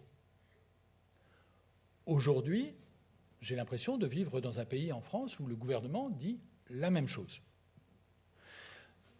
Un des résultats, c'est que même ceux dont je fais partie, qui sont très critiques de tout cela, sont susceptibles d'être gagnés par la crainte que finalement, de toute façon, il n'y a pas d'alternative. Je crois que c'est la contamination générale de l'idée qu'on n'arrive plus à imaginer que ça pourrait être autrement. Ça me paraît actuellement un danger démocratique majeur. Et enfin, pour ma part, je ne suis pas convaincu de mourir en démocratie, pour le dire vraiment très clairement, et quelle que soit ma durée de vie. Donc, je ne veux pas faire de pathos excessif, mais malgré tout, les démocraties sont mortelles. Vous vous rappelez que nous avons un Premier ministre qui a dit « la gauche peut mourir ».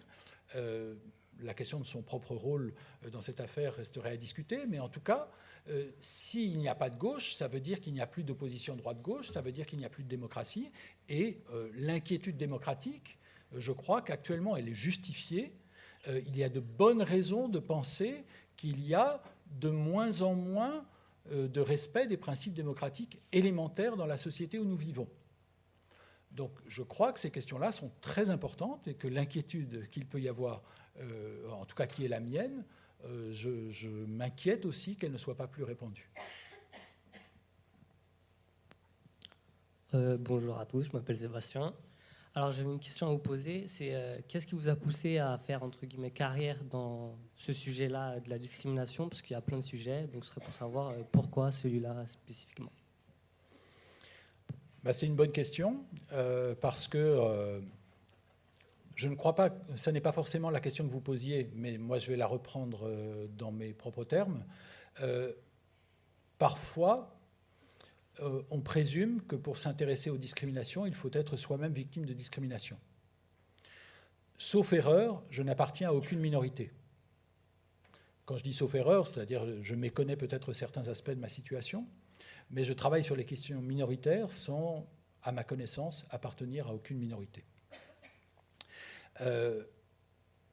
En même temps, il y a peu de temps que je dis des phrases comme celle-ci, parce que pendant très longtemps, j'ai refusé de donner des informations sur moi-même pour ne pas mettre en scène, pour différentes raisons, parce que je trouvais qu'il y avait une sorte d'indécence à se justifier et à essayer de rassurer sur le fait qu'on était normal quand on était en train de critiquer la norme, entre guillemets. Enfin, d'être normal, entre guillemets, quand on critique la norme, sans guillemets. Je finis par penser qu'il est quand même utile d'expliciter les choses comme je viens de le faire. Je le fais surtout quand je parle des questions raciales aujourd'hui, c'est-à-dire en explicitant le fait que je suis blanc, non pas comme une revendication, bien sûr, mais parce que, après tout, j'ai été amené davantage tout à l'heure dans ma présentation à parler du fait qu'il pouvait y avoir des gens qui étaient qualifiés comme noirs ou comme arabes, ou etc. Je trouve qu'il est important de savoir que la racialisation, ça touche tout le monde, et que si on vit dans une société racialisée, ça ne produit pas seulement des noirs, ça ne produit pas seulement des arabes, ça ne produit pas seulement des musulmans, etc., mais ça produit aussi des blancs. Et donc ça n'est pas une revendication, une volonté de m'identifier, mais de dire que cette assignation des places, elle touche aussi ceux qui sont du côté privilégié de la domination. Bon. Alors pourquoi je trouve utile de dire les choses ? Parce qu'il me semble que précisément il ne s'agit pas uniquement, même s'il s'agit parfois aussi, de se battre pour ses intérêts, pour sa communauté. Je vous l'ai dit, on est dans une logique qui est minoritaire, à mon sens, et pas simplement multiculturaliste. Donc ce n'est pas simplement que chaque groupe va se battre pour lui-même, les ouvriers pour les ouvriers, les homosexuels pour les homosexuels, etc., etc. Non seulement il peut y avoir des alliances, comme on va voir dans le film, mais il peut y avoir aussi des gens qui, a priori, n'avaient pas immédiatement leur place dans ce paysage-là et qui peuvent se dire que, et c'est mon cas, pour autant que je puisse analyser ma propre position, qui se disent « j'aimerais mieux vivre dans une société où ça ne se passerait pas comme ça ». Y compris parce que cette assignation à la place majoritaire, à la place normale, à la place de la norme, il me semble que ce n'est pas glorieux. C'est-à-dire que je pense que ça n'est pas un but dans la vie d'être blanc. Ça n'est pas un but de devenir blanc. Donc je trouve, pour ne prendre que cette caractéristique, mais ce serait pareil sur hommes hétérosexuels ou toute autre propriété majoritaire. Donc je pense qu'il est important de se dire, est-ce que c'est dans ce genre de société que j'ai envie de vivre ? Et c'est en ce sens-là que c'est une question politique qui concerne bien sûr inégalement selon la position qu'on a, c'est-à-dire qu'on a plus ou moins intérêt, ou on est plus ou moins motivé a priori, mais quand même, ces questions-là, elles concernent tout le monde. Donc moi je pense qu'elles concernent aussi les majoritaires, qu'il n'y a pas besoin d'être minoritaire. Et pour ma part, j'ai été très frappé dans ma propre expérience, en intervenant sur les questions minoritaires, les gens ont souvent présumé que je devais être minoritaire. En particulier sur les questions de sexualité. Et ça m'a toujours paru frappant dans un pays qui revendique autant l'universalisme. L'idée qu'il y a une sorte de présomption générale que la seule raison pour laquelle on défendrait les droits des minorités, c'est qu'on serait minoritaire. Drôle d'universalisme. Donc pour ma part, je suis plutôt d'un universalisme old school, de la vieille école, c'est-à-dire que je continue de croire que tant qu'à faire, ce qui se passe ne concerne pas seulement ceux qui subissent aujourd'hui. Et que ça a des effets sur tout le monde, même si ça a des effets inégaux. La domination masculine, ça affecte aussi les hommes. Ça ne veut pas dire que ça affecte également les hommes et les femmes. Bien évidemment, par définition, la domination, ça affecte inégalement, par définition. Mais quand même, ça affecte aussi les hommes. Donc, est-ce qu'on va se dire, puisque les hommes sont les bénéficiaires de la domination masculine, ils ont intérêt à la domination masculine ? Sans doute. Mais quand même, on peut se dire qu'on peut être un homme et avoir envie de rapports sociaux qui ne soient pas fondés sur la domination masculine, etc. Je vais essayer de poser une question brève, mais non, malheureusement, je crois que le sujet n'est pas bref. Non, j'aurais voulu que l'on revienne un peu sur le concept, parce que je n'arrive pas à m'y retrouver dans ce concept d'intersectionnalité. Alors, je n'arrive pas à m'y retrouver, parce que, bon, le inter, parfait, ça, oui, je m'y retrouve, hein, mais dans sectionnalité, sectionner, section, alors je laisse de côté les sections d'assaut, c'est encore autre chose, hein, mais il y a sectionner quand même, hein, qui derrière renvoie quand même à une image de mosaïque, de cloisonnement, et ça, c'est vrai que ça me gêne un peu. Mais j'ai peut-être pas compris, hein, c'est pour ça que je voudrais qu'on y revienne un petit peu, sur les fondements un peu épistémiques aussi de ce concept. Et parce que, alors je dirais pas spontanément, bon, je dirais culturellement, comme vieille militante, je peux le dire comme ça, j'emplirais plutôt le terme de convergence.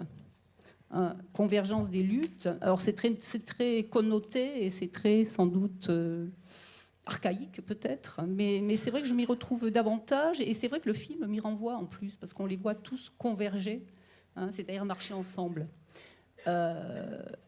Et la question, alors deuxième question par rapport au film, mais ça on en parlera sans doute après, mais c'est le et après.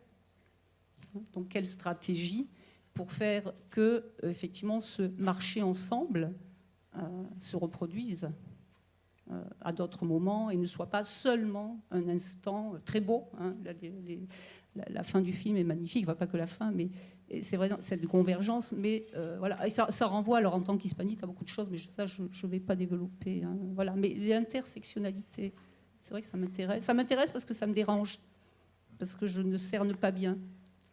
Écoutez, j'ai pas voulu trop développer parce que ce serait bon, mais si ça vous intéresse, j'ai essayé de donner des éléments de réponse dans un numéro que je viens de diriger de la revue Raison politique sur les langages de l'intersectionnalité. Je vais le dire un peu plus là, mais en tout cas, on trouve des trucs en ligne. Bon. En pratique, pour ma part, je considère que je fais partie des gens, et il y en a beaucoup, qui ont longtemps fait de l'intersectionnalité sans le savoir, c'est-à-dire sans utiliser le mot. Donc, ça veut bien dire qu'il ne faut pas fétichiser le mot. y compris un des articles dans ce dossier s'appelle l'intersectionnalité contre l'intersection, ou bref, refusant la métaphore de l'intersection, etc.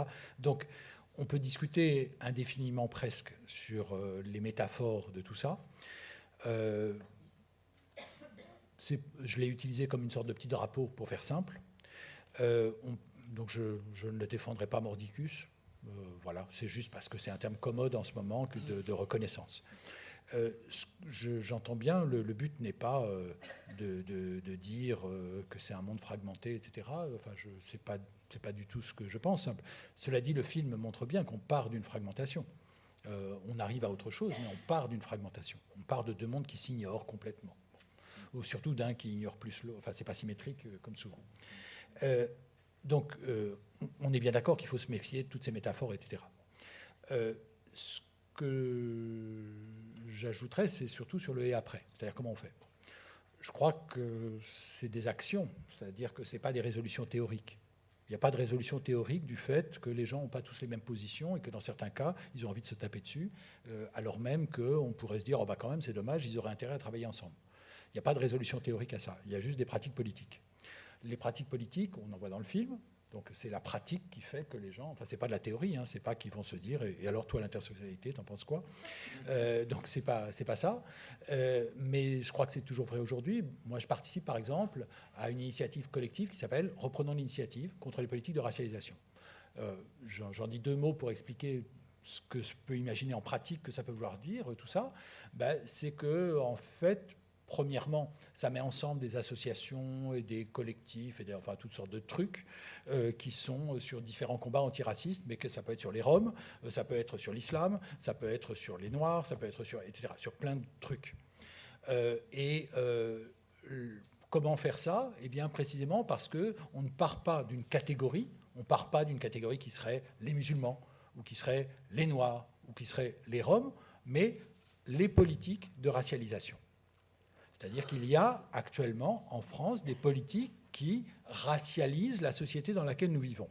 Et ça affecte dans certains cas les Roms, dans d'autres cas, etc. Enfin, je ne développe pas parce que je ne veux pas prendre une heure, mais en tout cas, je crois que c'est une des stratégies. C'est-à-dire pas simplement de dire ce serait bien qu'on travaille ensemble, mais d'essayer de réfléchir qu'est-ce qui fait que ce sont les mêmes mécanismes qui peuvent se déployer sur des populations distinctes.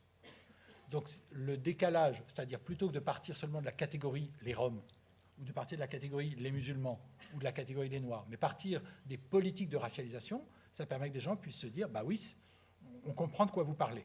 Du coup, on est du même côté. Donc c'est ce genre de choses, à mon sens, où on peut articuler un travail théorique, entre guillemets, enfin le genre de choses que je suis payé pour faire par l'État, c'est-à-dire de la sociologie, et des travaux militants, c'est-à-dire des groupes sociaux qui se disent, eux aussi, qu'ils n'ont pas intérêt à être trop fragmentés. Parce que si on représente aujourd'hui les Roms en France, on n'a pas un poids politique considérable. Ça ne vous a peut-être pas échappé. Si on représente le combat contre l'islamophobie, on ne peut pas dire que ce soit la force dominante aujourd'hui dans la société française, etc. Mais en revanche, si ces différents mouvements peuvent se dire on a des choses en commun, ça peut permettre de bâtir des choses. Là, je prends sur les questions minoritaires, mais ça peut s'élargir aux questions de classe aussi. C'est-à-dire, je crois qu'on peut essayer de réfléchir à comment, par exemple, toutes ces politiques de racialisation, elles ont des rapports avec les politiques néolibérales. Moi, c'est une des choses sur lesquelles j'essaie de réfléchir. Je ne veux pas développer indéfiniment non plus, mais je crois qu'on a intérêt à essayer de tenir les différents bouts. À la fois d'un point de vue théorique, entre guillemets, c'est-à-dire produire des articles, des machins, etc., mais surtout dans des pratiques ensuite militantes. Il n'y a qu'un étudiant qui a posé une question. Est-ce que vous vous autocensurez ou... Il y a un critère d'âge très strict. Christy, ah oui. Bonjour. Oui. J'ai une question par rapport... je voulais votre avis, en fait, parce que vous avez parlé de toutes les catégories, donc que ce soit, par exemple, les noirs, entre guillemets, les personnes arabes, etc. Qu'est-ce que vous pensez de la manière dont ils sont traités, entre guillemets, ces problèmes? Parce que, par exemple, quand on voit l'affaire, par exemple, là je parle d'une question religieuse, l'affaire Dieudonné, par exemple, qui a eu un gros impact dans les médias, etc., qui, pour moi, n'est pas plus importante que d'autres discriminations qui sont aujourd'hui plus importants dans la société. Par exemple, qu'on accorde autant de médiatisation et de débats sur cette question, alors que par exemple, lorsqu'il y a eu les manifestations pour le mariage pour tous, quand on voit que des homosexuels se font tabasser dans la rue et que ça n'a pas un aussi gros impact, enfin moi je ne comprends pas vraiment cette manière de traiter de la part de la société déjà et puis des politiques aussi. Donc je voulais savoir comment on peut expliquer une telle différence de traitement dans toutes les discriminations aujourd'hui. Pour ma part, je ne lèverai pas un petit doigt pour défendre Dieudonné. Mais je suis tout à fait d'accord avec ce que vous venez de dire, à savoir que on en a beaucoup parlé, il y a beaucoup d'autres choses dont on ne parle pas. Je vais prendre un exemple très simple. Moi, je suis beaucoup impliqué depuis quelques années autour de ce qu'on peut appeler la question Rome. Le Premier ministre Manuel Valls a été poursuivi d'abord par le MRAP, puis ça s'est passé devant la Cour de justice de la République qui a dit « non, il était dans l'exercice de ses fonctions quand il a tenu des propos sur les Roms, donc il n'y a pas de problème ».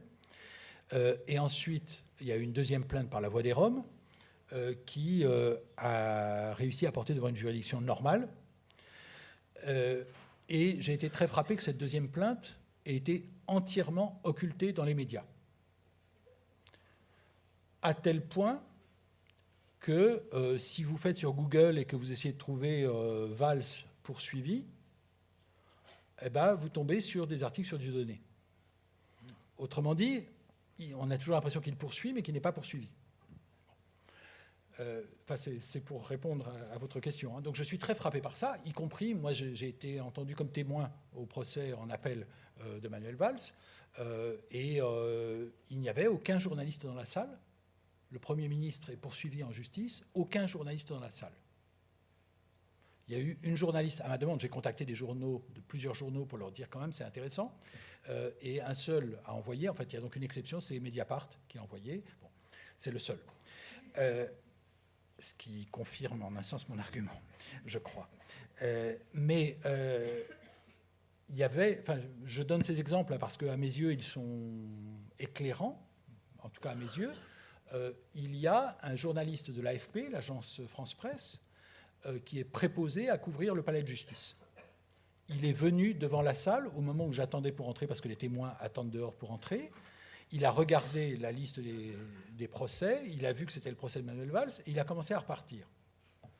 Je lui ai dit, c'est quand même intéressant, non ? Il m'a dit, oui, non, et il est parti.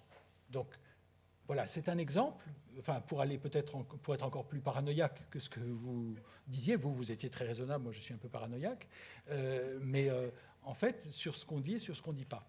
Ça, c'est un exemple très frappant pour moi. C'est-à-dire à quel point on a parlé du procès Dieudonné et à quel point on n'a pas parlé du procès contre le Premier ministre en exercice. Et je peux vous le dire parce que j'ai eu l'occasion de faire état, je ne sais pas si cette information vous était connue, mais souvent elle n'est pas connue. J'ai eu l'occasion de le dire à des journalistes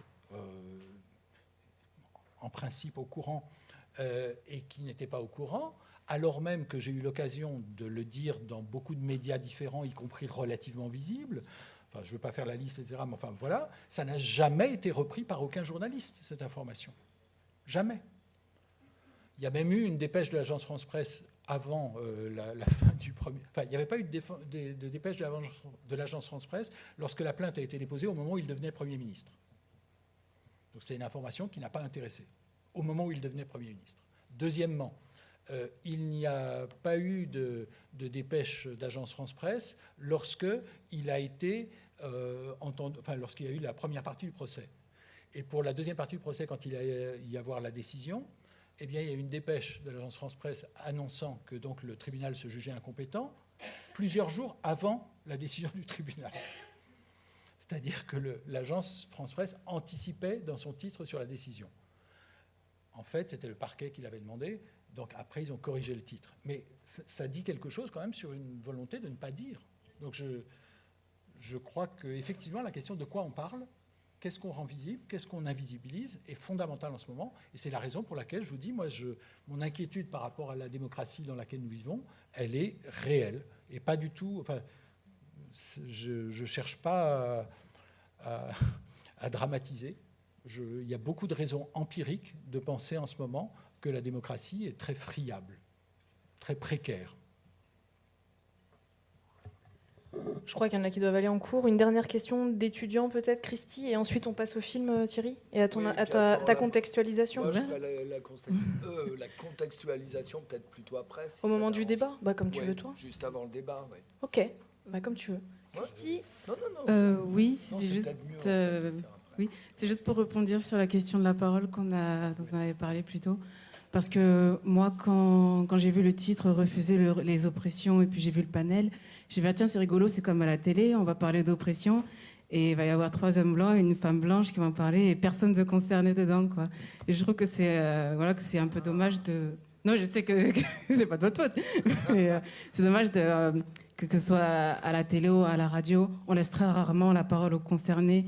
Et c'est dommage parce que c'est très bien, vous disiez bien de choses, mais il y a des spécificités que vous ne savez pas parce que vous ne les vivrez pas, quoi. Et c'est juste ça, c'est tout.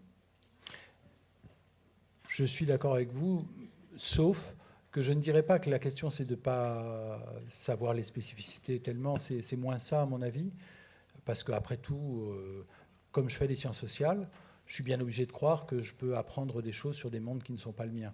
C'est un peu ça le métier des sciences sociales. Donc, mais ce désaccord minime ne change rien au fait que je suis entièrement d'accord avec vous. Pas tant pour aujourd'hui, mais globalement, c'est un problème. Je suis tout à fait d'accord que c'est un problème si des gens comme moi ont un monopole de la parole. Je suis entièrement d'accord.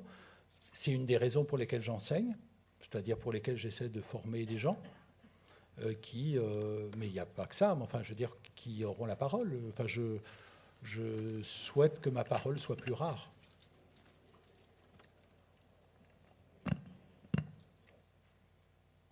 Merci. Et peut-être, Christy, pour ajouter, toutes l'appartenance à certaines minorités ne sont pas forcément visibles aussi. C'est ça qui est important. Mais c'est vrai, moi-même, je me posais la question. C'est-à-dire, nous sommes 4 blancs. Enfin, Patrick, je ne sais pas où il est, à la tribune. Il n'y a qu'une femme, 3 hommes. Enfin, voilà, la question se pose. Mais justement, c'est important aussi d'avoir conscience de ce qu'on véhicule, nous. Voilà, je réponds à titre plus personnel. Ouais. Je vous laisse pour le film que nous vous recommandons grandement. Voilà, merci à Éric Fassin. Thierry, je te laisse... Merci.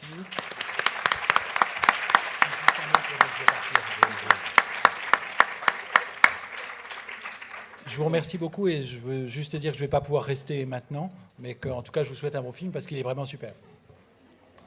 Alors donc, comme on a dit, on va passer le film, et à ce moment-là, moi, je ferai une petite contextualisation après le film, ce qui est pas mal parce que du coup, voilà. Ça permettra de s'appuyer vraiment sur l'histoire du film.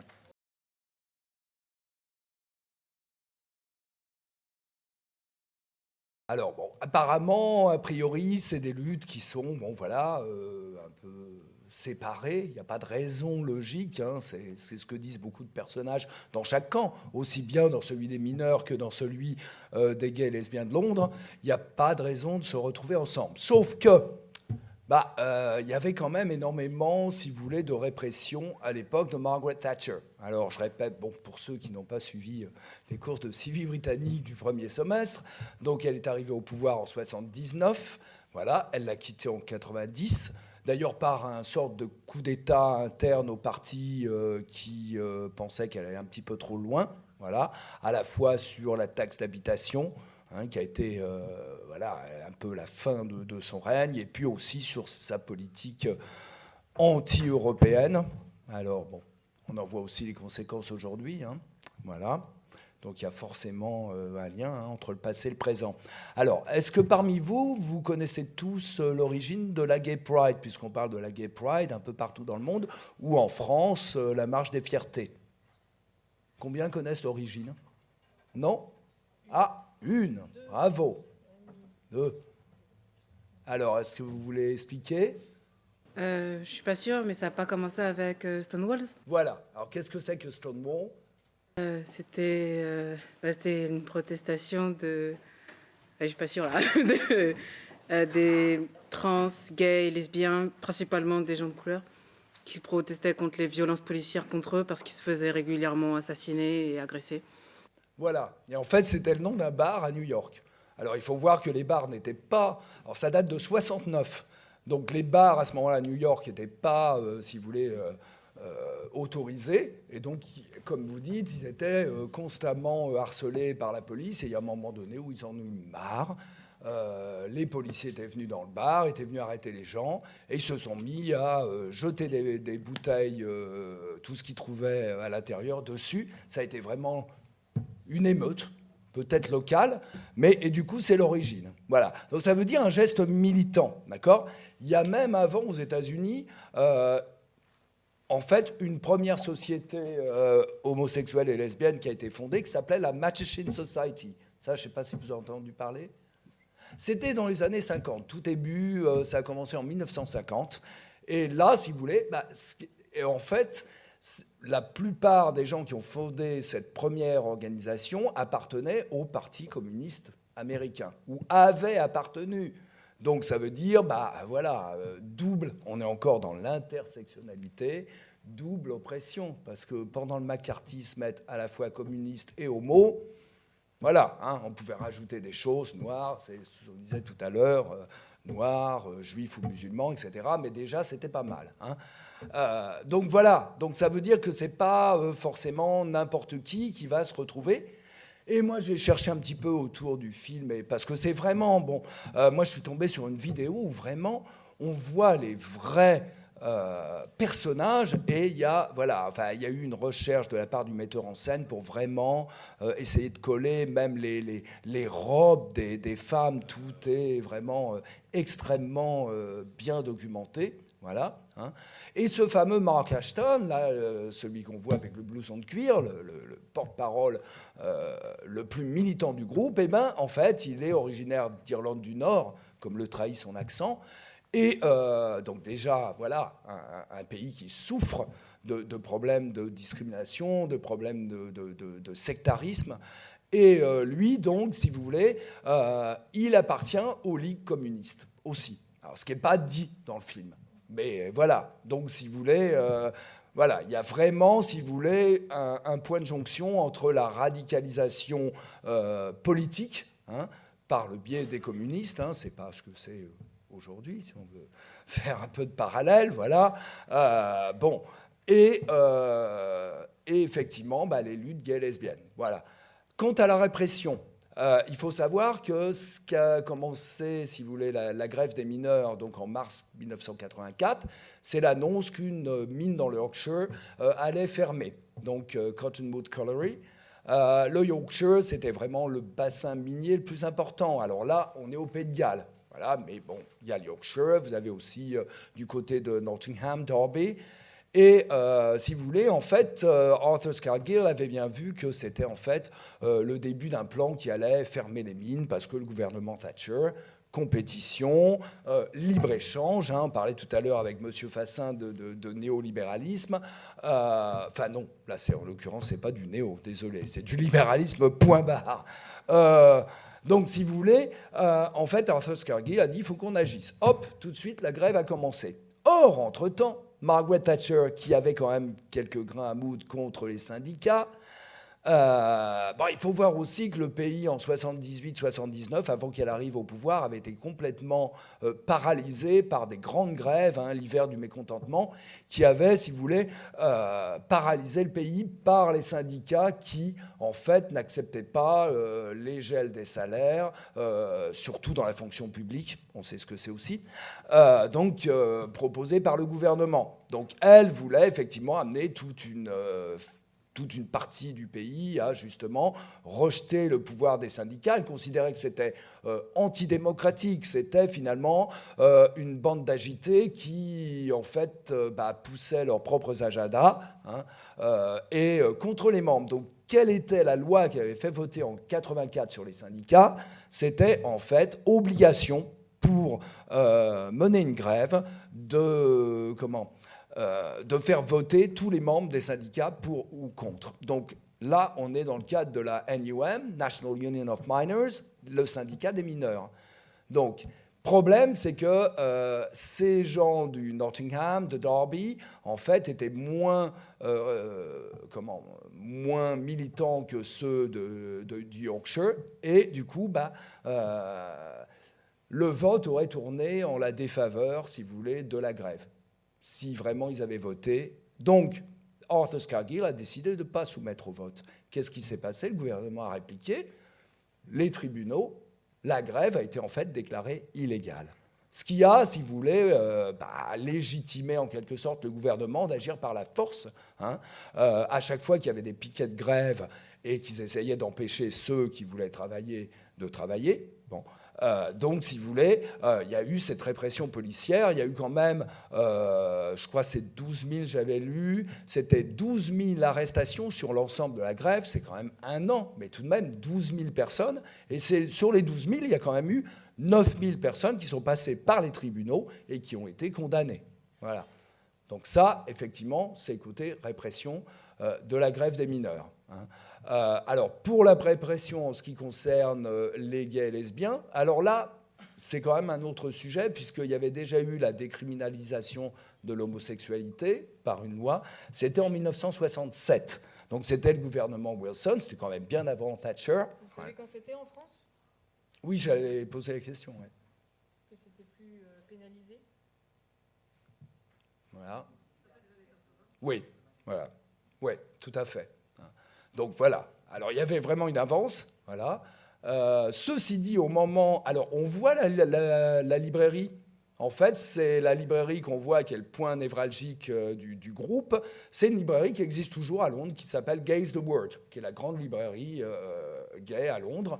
Eh bien, ils ont été victimes de raids policiers également, puisque en avril 84, il y a eu un raid qui a saisi des publications qui étaient considérées comme obscènes. Voilà. Et donc, confiscation des publications, arrestation aussi du gérant de la librairie. Donc, voilà. C'est-à-dire il y avait effectivement des raisons aussi de dire, voilà, non seulement il y avait ce côté de jonction, si vous voulez, par le biais du communisme, mais aussi la jonction par la répression qui les touchait également. Et qui fait que, voilà, on voit ces discours dans le film de gens qui disent, oui, eux aussi. Ils sont réprimés parce que de toute façon, ils sont plus réprimés que nous, et c'est eux qui nous apportent l'électricité, etc. Voilà. Donc... Et alors, en 88, il y a eu une autre loi qui était celle qui interdisait la promotion de l'homosexualité, notamment dans les établissements scolaires. Voilà. Alors ça, apparemment, il n'y a pas eu véritablement de gens qui ont été poursuivis pour ça. Voilà. Mais la loi a été votée en 88, elle a été abrogée en 2003 seulement. Voilà. Donc, c'est quand même un point vraiment important. Donc voilà, cette double répression. Voilà. Et alors moi j'ai vu, alors ce qu'il y a, c'est que si vous voulez, sur les solidarités, j'ai vu qu'à l'occasion du film, il y a eu, si vous voulez, un groupe qui a rené... Oh, non, je crois que j'ai un problème de conjugaison. Ouais. Bon, enfin... qui est réapparu, qui était en fait le Lesbian and Gay Support the Minors. Il y a un site internet, vous pouvez y aller, et en fait, ils soutiennent à la fois des luttes pour les migrants, voilà, tout ce qui est lutte autour des droits des migrants. Et alors j'ai vu, ils avaient une action vers les dockers de Norvège qui s'étaient mis en grève. Le problème, c'est qu'il y avait un lien pour aller sur le site des dockers de Norvège, mais malheureusement, là, mes compétences linguistiques se sont arrêtées parce que c'était en norvégien. Donc, je ne peux pas vous en parler. Voilà. Mais voilà, c'est-à-dire qu'il y a vraiment une ouverture sur d'autres minorités. Ce qui est intéressant aussi, on parlait, quand M. Fassin parlait de visibilité. Ce qui est intéressant, c'est, moi j'ai regardé un petit peu aussi du côté du cinéma.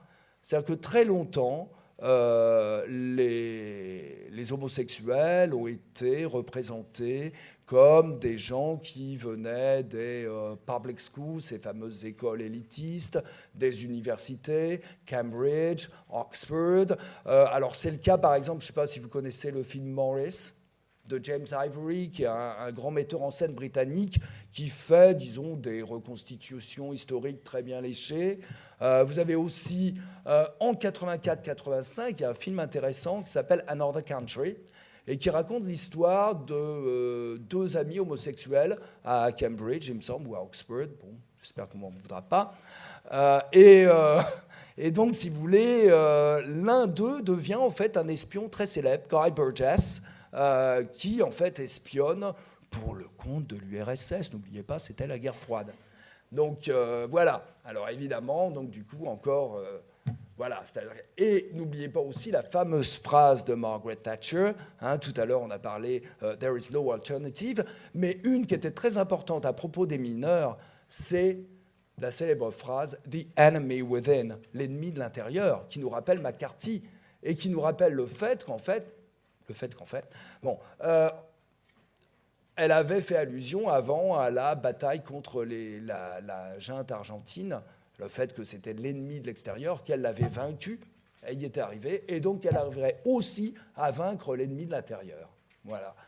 Donc c'est, voilà, là, le côté répressif et le côté jonction des combats, il est clair. Hein. Alors, moi, je dirais sur la fin... c'est un peu double quand même, justement, ce côté... on voit quand même le jeune, là, bien propre sur lui. Alors, bon, j'aurais pu vous parler aussi de la lutte un petit peu de la moral majority américaine. Et là, on voit, il y a un personnage qui s'appelait Mary Whitehouse. Ils en parlent. Hein. Il dit, au début, c'est au début du film, où quand ils se réunissent, il dit, on n'a qu'un seul ennemi qu'on connaît, c'est Mary Whitehouse. Mary Whitehouse, c'était une prof qui, en fait, avait mené une croisade morale contre l'obscénité à la BBC. Elle avait formé une association nationale d'auditeurs et de téléspectateurs. Elle voulait vraiment, balayer toute forme d'obscénité selon elle. Le blasphème aussi, elle s'en est pris au premier journal gay qui avait été fondé, il me semble, en 72, Gay News. Ils avaient publié un poème très joli qui s'appelle The Love That Dares Not Speak Its Name, l'amour qui n'ose pas dire son nom, une référence à Oscar Wilde et Lord Arthur Douglas, et l'histoire d'un centurion qui, en fait, se prend d'amour pour le Christ, donc il y a un côté aussi un peu nécrophile là-dedans, enfin, c'est pas du politiquement correct, c'est très joli, très beau, à la fois érotique, romantique. Enfin, ils l'ont publié et ça a été interdit. Voilà. Et elle a aussi eu elle a poursuivi le directeur du journal en justice. Donc vous aviez toute cette croisade morale aussi derrière, qu'on voit dans le film, qui est quand même représentée par le personnage de la veuve avec ses enfants, qui est quand même un personnage terrible. Hein. C'est représenté aussi par la mère de celui qu'on appelle Bromley, là, et qui est aussi, vous remarquerez, très ressemblante par rapport à Margaret Thatcher. Elle ressemble un peu à Margaret Thatcher. Hein. Voilà. Voilà. Et la fin, je dirais, c'est un peu doux, parce qu'il y en a un qui dit on veut faire la fête, puis les autres, on veut le continuer. Donc c'est toujours un peu ça, hein, les débats actuels. Voilà. Alors donc les questions, désolé, hein, j'ai essayé de... Voilà. J'ai fait très condensé. Vous avez des remarques, des questions, quelque chose à dire? Des surprises, avant qu'on se quitte? Vous comprenez le pourquoi de tendre la main, qui avait été le titre choisi pour l'événement, par rapport à la bannière qui est utilisée de lien entre les communautés, monsieur? Oui, enfin, juste la petite remarque que j'ai par rapport au film, ce qui m'a étonné, c'est qu'il y ait peu de violence au final. Enfin, en fait, je ne sais pas s'il y a eu beaucoup de violence à l'époque, mais je pense que les homosexuels n'étaient pas vraiment bien vus, donc c'est étonnant que dans le film, il y ait peu de violence. Après, je ne suis pas pour la violence, mais ça m'étonne qu'on ne la montre pas. Ou peu. C'était un parti pris, à mon avis, du réalisateur. Je ne sais pas si tu as vu le documentaire. C'est vraiment... déjà, c'est présenté comme une comédie. Donc, elle a été présentée dans les festivals, comme ce film a été présenté comme une comédie. Donc, j'imagine que ça doit être un parti pris du réalisateur de choisir cette tonalité-là, un petit peu plus comique, festive, de lutte, plutôt que d'entrer peut-être dans la visibilisation de j'allais dire ce qu'on connaît déjà. Non, c'est pas... Les deux sont possibles, enfin, la comédie et le... Bien sûr. On peut être réel et comique en même temps. Mais... Tout à fait. Ah, réel, mais enfin plus réel. Enfin moi ça me paraît, en fait ça me paraît trop film. En fait ça me paraît trop film. En même temps, c'est pas un documentaire. Oui, mais c'est quand même pour faire. Enfin, vu le message qui est derrière, il est pas. Il y a Gethink à l'hôpital. Il est pas inutile. Il y a quand même le passage à tabac à l'hôpital. Oui, il y a toutes les menaces, les cocktails Molotov. Oui, non, je dis pas qu'il n'y en a pas. Je dis pas qu'il n'y a pas de plus. violence, mais pas bon. Non, mais c'est vrai. Ouais. Ce qu'il y a, c'est que ce qu'il faut voir, c'est que c'est pas du Ken Loach. C'est-à-dire que c'est quand même grand public. Ouais.